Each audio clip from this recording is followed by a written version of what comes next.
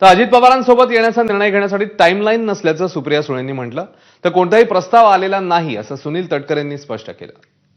मधल्या काळामध्ये पवार साहेबांनी एक मुलाखत दिली होती आणि पुढचा जो काही निर्णय घ्यायचा आहे तो सुप्रियाताई घेतील असं त्यांनी म्हटलं होतं. त्यामुळे तुमच्याकडे नजर आहेत सगळ्यांची. पण त्याला टाइमलाईन नाही ना, होय. त्याला टाइमलाईन नाहीये. आज काही निर्णय होईल. कार्यकर्त्यांच्या भावना ह्या नेहमीच आमच्यासाठी सर आखोबे असतात. त्याला काय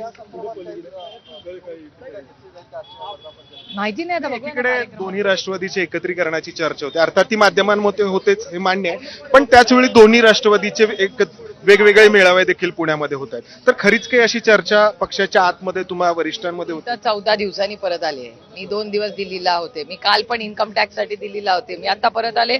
मी कार्यक्रमात 1:45 वाजता निघणार. त्याआधी कधी अशी चर्चा झालेली आहे? माझ्या तर्कडे नाही. अनेक आमदार म्हणतात, सोलापूर जिल्ह्यातले आमदार आहेत, त्यांचं पण म्हणणं आहे की सोबत अरे सशक्त लोकतंत्र में मन में जो आया मैंने लिख लिया.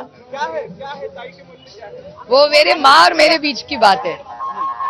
ओके ते आमच्याकडे कुठला प्रस्ताव आलेला नाही, त्यामुळे राष्ट्रवादी काँग्रेस पक्षाच्या कोर ग्रुपमध्ये त्या विषयाची कधी चर्चा झालेली नाही आणि येईपर्यंत संभवत नाही.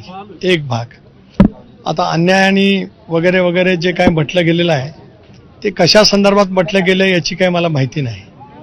नेमकं त्याच्यामधलं माहिती प्राप्त झाली असती किंवा त्याच्यात नेमकं कशाबद्दलचा अन्याय आहे हे व्यक्त झालं असतं तर नक्कीच राष्ट्रवादी काँग्रेस पक्षाचा अध्यक्ष म्हणून त्या संदर्भातलं पक्षाचं अधिकृत मत मी त्या ठिकाणी प्रदर्शित केलं असतं. दरम्यान सुप्रिया सुळेंनी लेखामध्ये नेमकं काय म्हटलंय आपण ते बघूया. सुप्रिया सुळे म्हणतात, अजित पवारांसोबत जाण्यावर पवारसाहेब व जयंतरावांशी कोणतीच चर्चा झालेली नाही. आम्ही एक कुटुंब म्हणून सोबत असतो.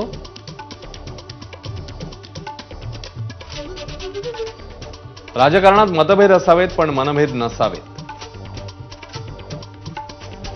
आमचे 8 खासदार काय निर्णय घेतील ते पाहूया. आधी लग्न कोंढाण्याचं, सध्या राष्ट्र मग नंतर महाराष्ट्राचा निर्णय होईल.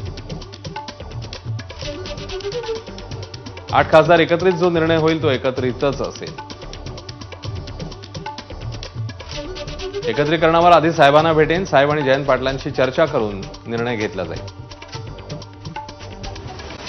असं सुप्रिया सुळेंनी म्हटलंय.